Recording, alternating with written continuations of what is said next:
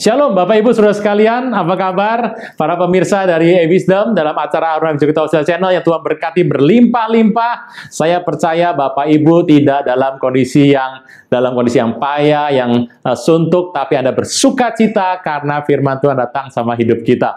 Nah Bapak Ibu, dalam kesempatan ini, hari Kamis ini, selama 3 minggu, Anda akan belajar Bapak Ibu bagaimana Tuhan Yesus sendiri selama di muka bumi ini dia berkomunikasi dan bersosialisasi dengan kelompok-kelompok dalam kehidupannya. Ada 4 kelompok yang kita bisa pelajari Bapak Ibu selama ini, dan kita melihat bagaimana Tuhan bergaul dengan mereka dan memasukkan unsur-unsur kerajaan dalam hidup mereka. Nah, saudara saya Tuhan, dalam kesempatan ini Bapak Ibu menyiapkan kertas dan pena seperti biasa. Bapak Ibu akan mempelajari ini, dan satu hal, di akhir dari session ini Bapak Ibu akan mendapatkan satu hal yang indah, karena hidup ini yang Tuhan perintahkan pada Bapak Ibu Saudara sekalian dan saya adalah melakukan firman Tuhan. Nah, saudara saya Tuhan, selamat mengikuti acara ini. Yang kedua, saya mengucapkan terima kasih kepada Bapak Ibu Saudara sekalian yang telah bermurah hati dengan doa, daya, dan dana dalam hidup ini. Kami berdoa, tangan Tuhan menyertai Bapak Ibu, memberikan Bapak Ibu anugerah yang baik, dan memberkati berlimpah-limpah, sehingga semua yang Engkau lakukan dalam Tuhan, Tuhan buat berhasil. Tidak ada yang Engkau buat akan menjadi gagal, dan semua maju untuk kerajaan Tuhan. Bapak Ibu, demikian saya sampaikan, dan selamat menikmati pelajaran kali ini. Shalom.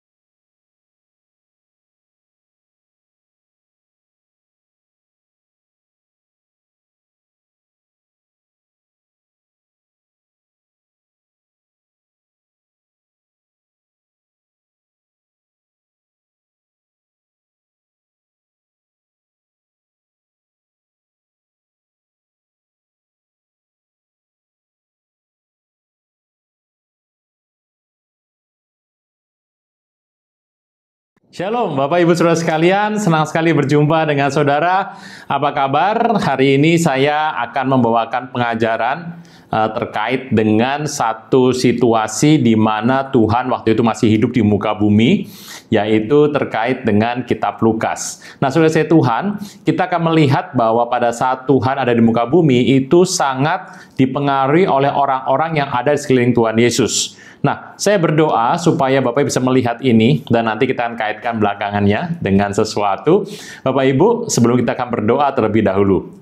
Bapa di sorga, dalam nama Tuhan Yesus, anugerah-Mu lebih dari hidup, kebaikan-Mu nyata dalam kehidupan kami dari waktu ke waktu, saat demi saat, bulan demi bulan, tahun demi tahun, generasi lepas generasi, Kau tunjukkan kebaikan dalam kehidupan kami. Kau merawat kami sampai hari ini, kami tidak pernah kekurangan apapun yang baik, kasih-Mu lebih dari hidup, kuasa-Mu nyata dalam kehidupan kami. Roh Kudus, Engkau Tuhan yang perkasa, Kau yang mengurapi setiap kami, supaya kami tidak menyimpang kanan, tidak menyimpang kiri, tapi terus berpegang kepada panggilan yang ilahi. Pujian, hormat, kuasa, kemuliaan hanya bagi nama Tuhan Yesus. Kaulah perisai hidup kami, Kau pagar tembok sekeliling kami, tidak pernah ada yang jahat bisa menyentuh kehidupan kami. Engkaulah Tuhan, upah kami yang sangat amat besar. Dalam nama Tuhan Yesus, yang percaya boleh berkata, amin. Nah, Bapak Ibu, saya akan memulai pelajaran hari ini. Kita sudah mendengarkan khotbah, juga ada yang namanya kompilasi, ada dari audio saja. Nah, hari ini kita akan membahas terkait dengan Tuhan Yesus yang ada di kitab Lukas. Ada orang bertanya pada saya hari ini, Pak, kitab apa yang Bapak paling suka di kitab Perjanjian Baru? Saya suka dengan tulisan-tulisan Lukas, karena Lukas ini adalah seorang yang pintar, dia seorang yang terdidik, dan itu adalah penulis yang berkaitan erat dengan dasar dari kisah para rasul. Saudara saya Tuhan, kisah para rasul adalah hal yang sangat baik sekali. Nah, saya mengajak Anda semua membuka kitab Lukas pada ayat yang Lukas 4 ayat ke-16. Yesus ditolak di Nazaret. Lukas 4 ayat 16. Saya akan bacakan bagi Anda semua ayat 16. Yesus datang ke Nazaret, tempat ia dibesarkan. Saudara Tuhan, ini yang baik sekali bahwa Yesus dibesarkan di Nazaret. Ada sebuah ayat yang mengatakan demikian. Dan menurut kebiasaannya pada hari Sabat, ia masuk ke rumah ibadat, lalu berdiri hendak membaca dari Alkitab. Bapak Ibu, ini kitab menulis hal yang luar biasa menurut kebiasaannya pada hari Sabat. Kebiasaan Tuhan yang setiap hari dilakukan, yang selalu dilakukan terus-menerus adalah setiap hari Sabat. Jadi Tuhan Yesus itu selama di muka bumi tidak menolak kitab Torah. Firman berkata bahwa menurut kebiasaannya pada hari Sabat. Jadi setiap hari Sabat Tuhan pasti masuk ke rumah ibadat. Lalu ia masuk ke rumah ibadat, sinagog di sana, lalu berdiri hendak membaca dari Alkitab. Kepadanya diberikan kitab Nabi Yesaya, dan setelah dibukanya, ia menemukan nats di mana ada tertulis. Bapak Ibu, ini luar biasa sekali. Kalau Anda kan ke gereja, nggak ada orang yang memberikan Anda Alkitab untuk Anda baca di depan. Kalau Anda lakukan itu, ya ada dua. Pertama, kemurahan Tuhan. Yang kedua, Anda akan dihalangi untuk melakukan itu karena menghabiskan waktu. Tapi ini bagus sekali, Tuhan masuk ke sana dan berdiri hendak membaca dari Alkitab. Ada perbedaan budaya dalam ayat ini yang sepertinya budayanya beda sama kita hari ini. Dan ia menemukan nats di kitab Yesaya itu, Yesaya 61, Bapak Ibu, yang sama dengan Perjanjian Baru, di mana ada tertulis, Roh Tuhan ada padaku. Firman Tuhan berkata, Roh Tuhan sudah ada pada dirinya, oleh sebab ia telah mengurapi aku untuk, nah ini bagus nih, Roh Kudus mengurapi seseorang. Nah, orang bertanya, Pak, untuk apa pengurapan itu? Pengurapan itu bagus sekali karena dikatakan di sini telah mengurapi aku. Nah, Bapak Ibu, kita lihat papan tulisnya.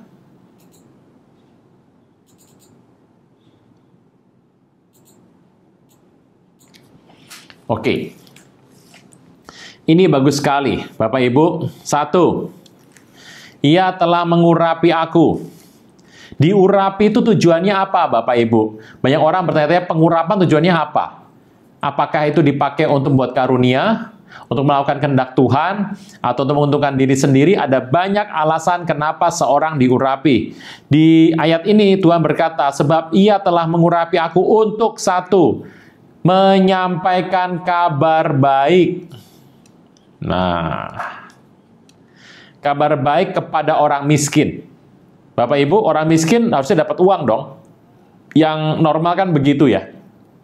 Tetapi dikatakan di sini menyampaikan kabar yang baik. Nah, kepada orang miskin itu tidak diberikan uang, tapi kabar yang baik apa Pak? Alkitab. Setebel ini Pak? Iya. Inilah kabar yang baik Bapak Ibu, Alkitab.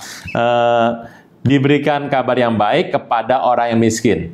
Nah, tujuannya pasti supaya mereka berubah dan mengalami Tuhan. Nomor 1 adalah menyampaikan kabar baik kepada orang miskin. 2, ia telah mengutus aku untuk beritakan pembebasan kepada orang-orang dalam tawanan. Nih, pembebasan kepada orang dalam tawanan. Jadi nomor 2, setelah mengurapi untuk menyampaikan kabar baik kepada orang miskin. 2, Tuhan mengutus supaya kita memberitakan pembebasan orang dalam tawanan. Bapak Ibu, ini budaya yang berbeda. Kalau Anda tahu orang dalam tawanan, Anda tolong jangan salah mengerti. Anda sering katakan ini orang dalam penjara. Ini adalah hal yang berbeda Bapak Ibu kalau Anda mengatakan seperti itu. Dalam penjara tentu saja karena dosa, karena kesalahan, orang di penjara. Tapi tawanan ini berlaku kepada kelompok orang pada hari itu yang mengalami penjajahan. Anda tahu Romawi menjajah Israel hari itu. Jadi dia memberikan pembebasan kepada orang-orang tawanan. Nah, yang nomor 3, nih, penglihatan bagi orang-orang buta. Gitu ya. Jadi Tuhan minta supaya kita menjadi penglihatan bagi orang buta. Ini bicara menolong orang buta juga bisa membawa mereka menemukan sinar cerah secercah yang ada, atau ini memberikan kesembuhan bagi orang yang buta. Jangan tunda menerima Yesus. Hanya Yesus yang sanggup melepaskan Anda dari kesalahan dan dosa. Selalu ada waktu bagi Dia, tetapi tidak selalu ada waktu bagi Anda. Mari, ikuti saya mengucapkan doa berikut dengan yakin. Tuhan Yesus, ampuni semua kesalahan dan dosaku. Saat ini dengan sadar dan rela, aku mengundang Engkau sebagai Tuhan, Raja, dan Juru Selamat hidupku. Terima kasih Tuhan Yesus untuk namaku telah dicatat dalam kitab kehidupan. Amin. Berikutnya, 4. Dan membebaskan orang-orang tertindas. Ini orang-orang tertindas. Bapak Ibu, orang tertindas, jangan sampai salah lagi. Orang tertindas ini karena penjajahan, karena sebuah tawanan. Oke. Dan yang terakhir, untuk memberitakan tahun rahmat Tuhan telah datang. Nah, ini adalah 5 hal yang Tuhan perintahkan menurut ayat ini. Kemudian Tuhan Yesus menutup kitab itu dan memberikannya kembali kepada pejabat, lalu duduk. Dari mata semua orang dalam rumah ibadat itu tertuju kepadanya. Saudara Tuhan, dan ayat 21, lalu ia memulai mengajar mereka, katanya, pada hari ini genaplah nas ini sewaktu kamu mendengarnya. Ini adalah 5 hal yang diberikan Tuhan Yesus supaya kepada manusia, kan kita harus mengikuti teladan Tuhan Yesus supaya kita melakukan ini. Nah, Bapak Ibu, luar biasa sekali dari kitab ini diberitakan semua hal yang baik untuk mengalami keselamatan. Nah, ini hal yang penting sekali. Keselamatan itu datang dari ini. Nah, Bapak Ibu, Anda bisa melihat bahwa ternyata pada hari-hari yang terjadi di ayat ini berbeda dengan apa yang kita alami sekarang. Anda pasti bilang, kondisi juga beda, Pak. Banyak orangnya juga beda. Sekarang kan orang sudah bertobat semua. Bapak Ibu, yang menjadi inti, saya nggak bilang ini harus menjadi seperti ini semua. Ini memang berbeda. Tapi yang jadi inti dalam pelajaran Kristen itu adalah 5 hal ini. Oke, ini yang harus kita lakukan supaya kita mengacu kepada pelajaran dari kitab Lukas. Nah, ini yang menarik. Bapak Ibu, dalam pelajaran kita hari ini, Anda mungkin pernah mendengarkan itu di tempat dari pengajaran yang lain di channel ini juga. Anda bisa membuka beberapa pengajaran seperti Paulus, itu ada 5 seri. Pelajaran tentang Paulus ada 5 seri di bulan-bulan yang lalu.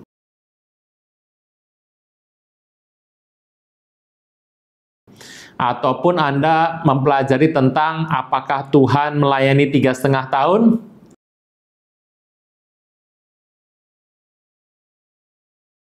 Itu ada sekitar 6 atau 5 seri, saya lupa. Anda bisa dengarkan lagi. Nah, Bapak Ibu, ini yang menarik. Waktu Tuhan masuk ke Nazaret, Dia membaca dari kitab suci dan diberikan ayat ini.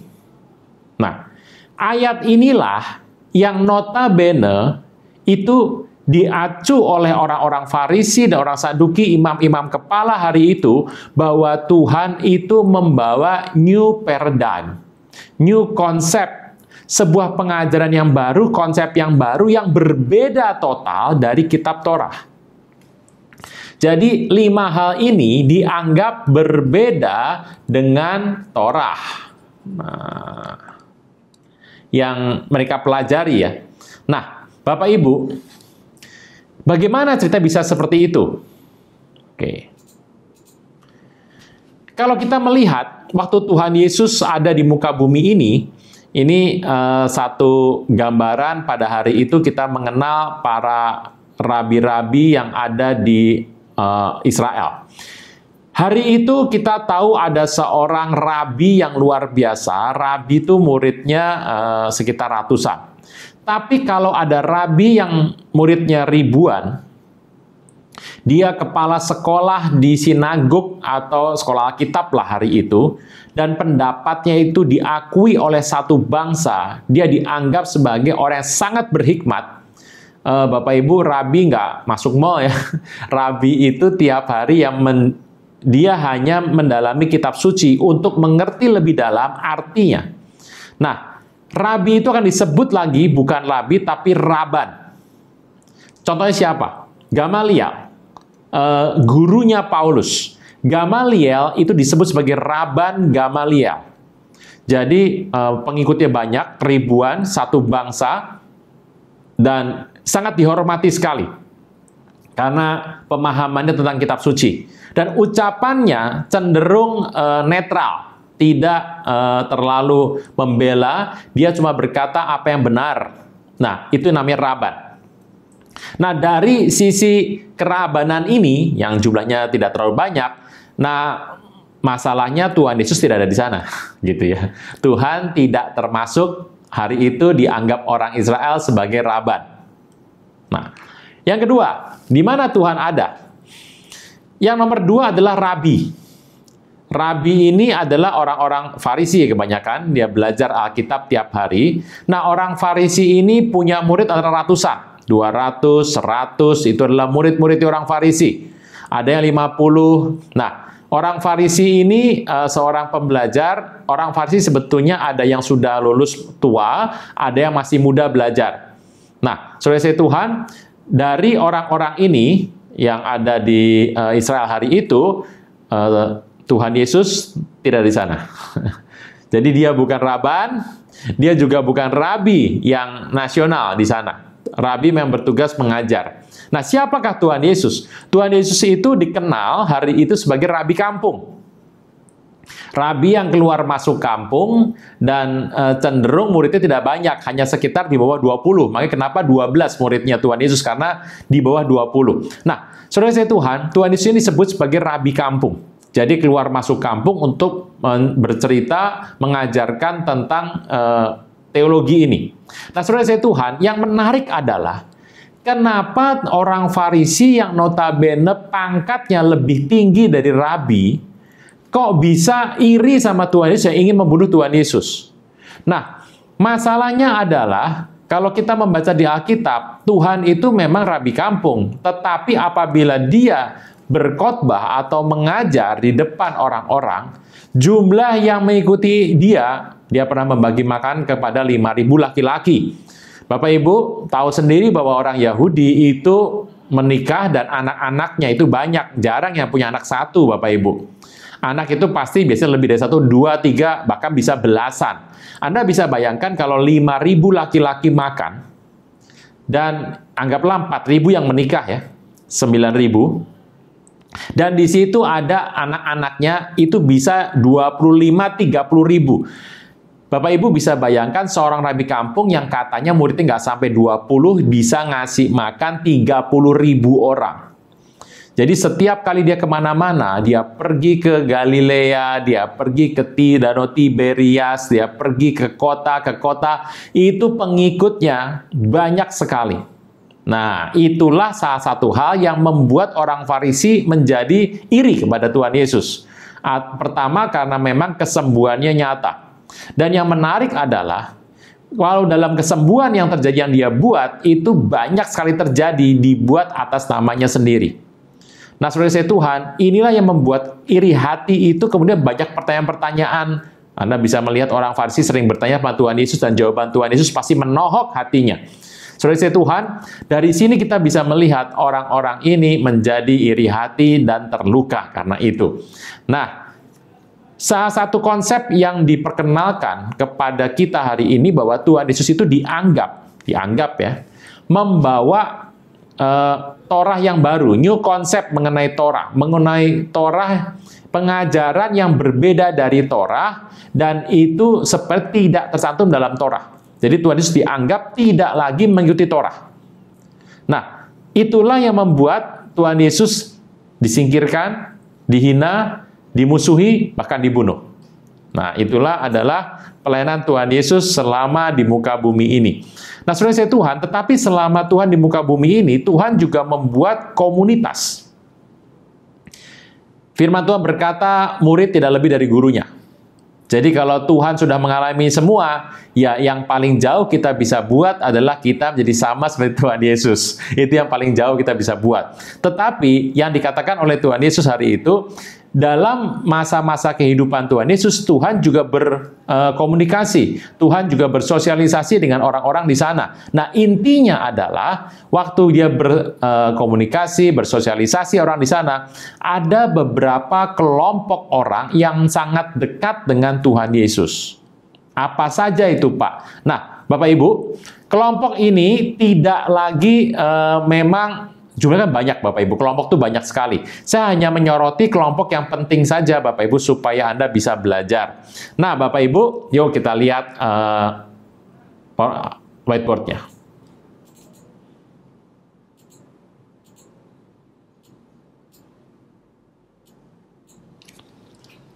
Oke. Mari kita lihat kelompok komunitas yang Tuhan sering kali datang ke sana dan berkumpul di sana. Nomor 1, ini kelompok yang menarik nih. Nomor 1, itu adalah Saduki. Saduki ini berasal dari kata Zadok. Zadok. Ini adalah seorang imam keluarga Bapak Ibu. Kita lihat imam itu dari zamannya Harun, Musa dan Harun ya, Lewi. Harun itu punya anak 4, tapi sudah mati 2, sehingga yang meneruskan adalah Eliezer dan Itamar. Nah, keturunan dari 2 anak ini kemudian yang menyebar, dan di Israel itu hanya keturunan dari Harun yang boleh menjadi imam atau imam besar atau gembala dari umat. Nah, Bapak Ibu, imam besar itu disebut dengan kaum Saduki.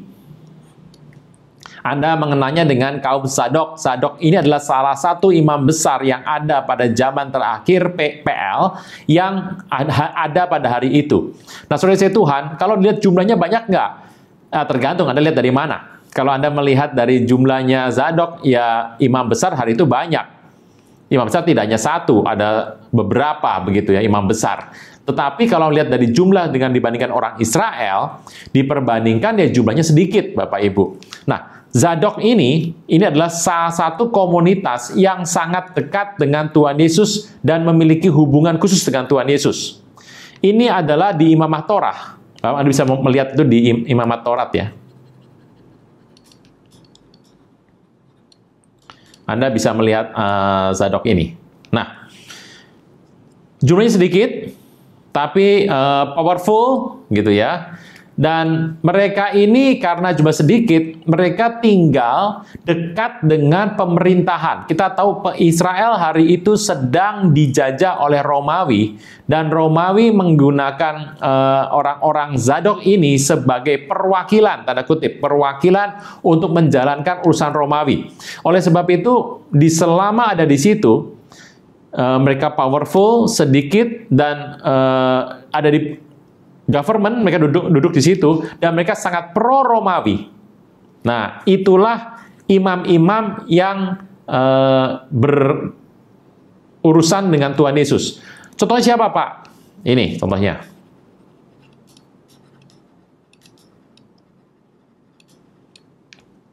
Nih, Imam Sadok gitu. Imam, dari keluarga imam. Gitu ya. Nah, kalau Anda melihat kekayaan gimana, Pak? Oh, orang-orang Sadok itu orang kaya. Jadi dia ada sebuah tempat, dan dia tempat yang baru belum dipakai, dan tempat itu dijadikan sebagai kuburan Tuhan Yesus. Anda tahu bahwa Yusuf Arimatea itu yang meminta kepada Romawi untuk menurunkan mayatnya dan mengafaninya, ngasih rempah-rempah, dan dikubur. Anda jangan pikir gampang sekali, Pak, minta sama orang Romawi seperti itu kok dikasih sama gubernur hari itu. Jawabannya karena Zadok itu dekat dengan pemerintah Romawi. Dia meminta itu turunkan dari kayu salib, dikasih rempah, dikubur, dikafani, dan kemudian masuk ke dalam kubur, dan kuburnya masih baru Bapak Ibu, belum pernah dipakai. Nah, itulah yang saya sebutkan bahwa Tuhan Yesus itu terkait dengan orang Zadok, gitu ya. Tapi yang aneh Bapak Ibu dari Imamat Torah orang Sadok, nomor satu nih pengajaran orang Saduki adalah tidak percaya kebangkitan orang mati.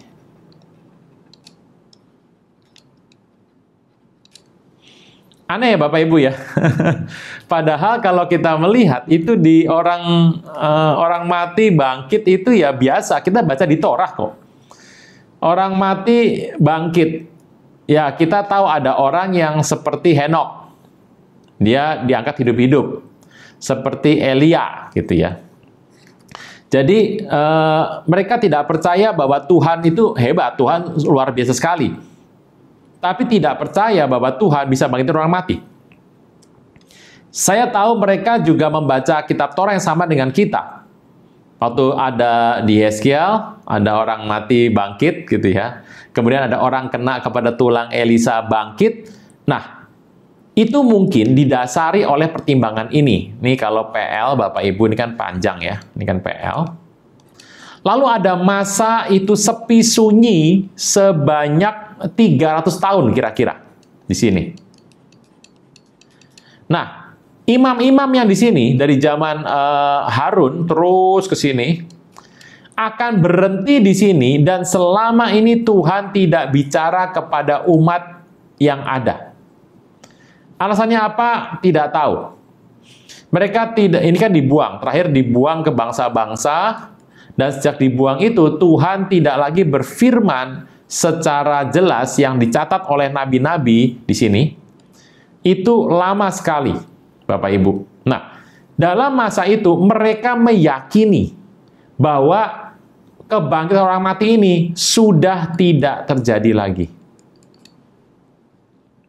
Ya, kalau yang pertama ini percaya orang mati bisa bangkit, tapi di sini sudah tidak, kan gitu. Ya lama-lama, ya makin kelamaan orang berikutnya makin tidak percaya kebangkitan orang mati. Tidak mengerti juga kenapa mereka tidak percaya kebangkitan orang mati. Anda bisa bertanya bahwa mereka membaca Torah kan Pak? Iya, saya juga tahu mereka membaca Torah. Tapi itu yang mereka alami dalam kehidupan ini. Nah, Bapak Ibu, yang kedua adalah malaikat. Nah, ini. Malaikat. Mereka tidak percaya bahwa malaikat itu, Alkitab mencatat dalam kitab PL, malaikat datang berkali-kali kepada orang. Tetapi karena masa yang panjang di sini tidak lagi mengalami masa di mana malaikat datang, mereka menyatakan bahwa malaikat sudah tidak datang lagi di sini. Jadi malaikat itu sudah berhenti. Kasusnya sudah berhenti melayani manusia dan tidak percaya kepada orang mati. Ini dua hal yang aneh, yang rumit mengenai kitab PL, tapi mereka percaya ini dan menerapkannya dalam perjanjian baru. Nah, dua hal inilah yang kelak akan ditentang oleh orang Farisi. Jadi orang Saduki ini, Bapak Ibu, walaupun mereka imam, karena mereka lebih pro pada Romawi, dan kita tahu Romawi itu pola pikirnya adalah keduniawian, tidak percaya kepada sesuatu yang Tuhan, mereka lebih cenderung tidak percaya kepada orang mati dan tidak percaya malaikat.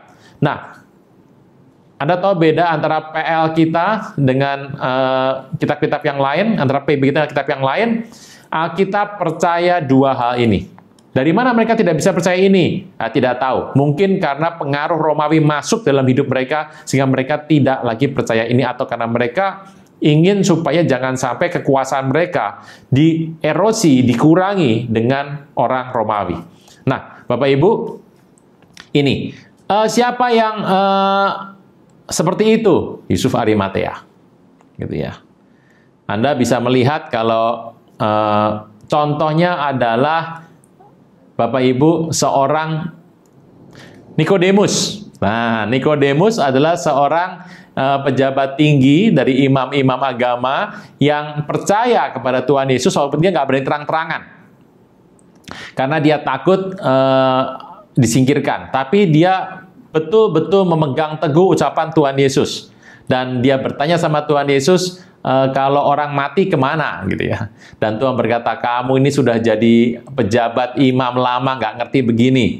Nah, saudara Tuhan, perbincangan itu mengacu kepada seorang bernama Nikodemus, dan itu masuk dalam hatinya, dan dia menjadi bingung dan berpikir bahwa bagaimana orang bisa masuk setelah dia keluar lagi, dan Tuhan berkata mengenai keselamatan kepada dia. Oke, Bapak Ibu, itu adalah orang Saduki. Dua ini ada tadi Nikodemus ini ya. Saya tulis saja. Salah. Jadi begini saja. Ya, Nikodemus.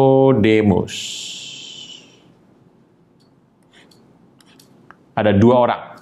Oke, dua orang di sini. Ini adalah Bapak Ibu tentang orang Saduki. Oke. Baik, saya akan hapuskan ini. Orang kedua, Bapak Ibu, orang Farisi. Kata Farisi sendiri, gitu ya, itu dari kata yang ini, peruzim. Gitu. Bapak Ibu, kata Farisi itu lebih banyak untuk bicara orang yang dibebaskan atau dilepaskan dari satu kelompok atau satu bagian. Kata peruzim itu bisa begini, perus dan im. Im itu jamak Bapak Ibu, gitu ya. Peruzim itu banyak. Jadi orang Farisi, orang Perusim adalah orang-orang dipisahkan dari kelompok orang Israel pada hari itu, yang tujuannya hanya mendekati Torah, hanya untuk belajar Torah, mendalami Torah, dan tidak memegang yang lain. Nah, mereka sebetulnya dipisahkan oleh Tuhan, ya sebetulnya itu keinginan mereka sendiri, karena kehendak hati mereka. Mereka itu mau mendalami Torah, tapi masalahnya mereka akhirnya jatuh kepada dosa, menganggap diri lebih benar daripada orang lain. Nah, itu yang menarik dari orang Peruzim. Mereka jatuh dalam dosa dan menganggap diri lebih benar daripada orang lain, dan mulai menyingkirkan orang-orang yang dianggap tidak sesuai dengan pelajaran itu. Bapak Ibu, ini adalah sebuah hati-hati sekali dengan sebuah kejadian seperti ini. Orang yang berusaha untuk mendekati Tuhan, satu hari bisa saja jatuh untuk dia merasa lebih hebat daripada orang lain, lebih benar daripada orang lain, lebih kudus daripada orang lain, gitu ya. Jadi ini Peruzim atau Farisi ini adalah orang-orang seperti itu. Nah, Bapak Ibu, Tuhan Yesus itu sangat berkonflik dengan orang-orang seperti ini, karena Farisi ini cenderung, ini adalah seorang yang pembelajar ya, pembelajar. Mereka menggunakan Talmud, gitu ya, cenderung lebay. Jadi kalau Bapak apa ya, lebay itu berlebihan ya. Mereka cenderung lebay. Kalau mereka berjalan di tengah-tengah pasar, berdoa di depan orang, mereka cenderung mempertunjukkan kemampuan mereka, kebisaan mereka. Ini adalah sebuah hal yang harus kita hindari, Bapak Ibu. Hati-hati kalau Anda mempelajari firman dan Anda mendapat sesuatu. Memang itu bagus, tapi sisi jeleknya adalah satu hari kalau Anda tidak berjaga-jaga, Anda bisa menjadi mirip seperti orang Farisi ini. Anda berusaha mempertontonkan kebaikan Anda, kehebatan Anda, dan itulah orang Farisi. Ini lebay itu apa ya Bapak Ibu? Berlebihan ya. Kemudian, tapi dia tidak pro Romawi. Itulah pertentangan antara orang Farisi dan orang Saduki, karena orang Farisi tidak suka orang Romawi, sedangkan orang Saduki itu pro Romawi. Jadi mereka lebih suka persiapan merdeka. Jadi konsep di kepala mereka adalah merdeka, lepas dari kejahatan. Nah, Bapak Ibu, orang-orang ini memegang adat. Adat itu menjadi kuat sekali dalam kehidupan mereka, sehingga ini nih Bapak Ibu, nih PL, ini PB, ini loh Talmud nih, Talmud nih.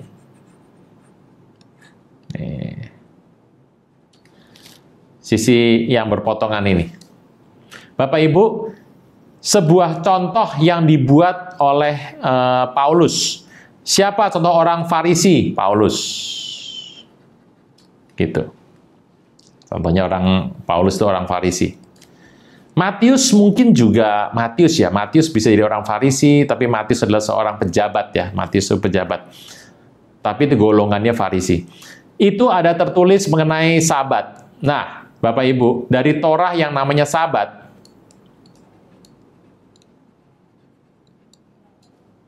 di sini tertulis untuk orang, Pak, bagaimana kalau Sabat apa nggak boleh jalan sama sekali, Pak? Nah, kalau mau ke toilet gimana, Pak? Kalau saya mau gini gimana? Ternyata Sabat itu ada aturannya. Ada rule-nya, Rule-nya. Nah, rule ini adalah Sabat boleh jalan, tapi sekian langkah. Nah, itu diatur dalam Talmud. Gitu. Talmud itu dari kata lamat atau belajar, Bapak Ibu, dari kata belajar atau lamat. Nah, rule ini hanya boleh berjalan sekian langkah, gitu ya. Ada aturannya, Bapak Ibu. Kemudian, lah kalau Sabat ngasih makan orang, mau ngambil makan boleh nggak? Kalau gitu nanti kalau ada orang sakit, ke rumah sakit siapa yang ngurus? Bahkan Sabat, Pak, seminggu sekali lagi. Nah, gimana? Ternyata di rules ini bertambah, kalau ada menyediakan makan bagi orang lain, diperbolehkan, Bapak Ibu. Kalau Anda mau ke rumah sakit, diperbolehkan, karena itu ada nyawa manusia. Sabat itu adalah pro kepada manusia. Nah, Sabat yang pro kepada Tuhan,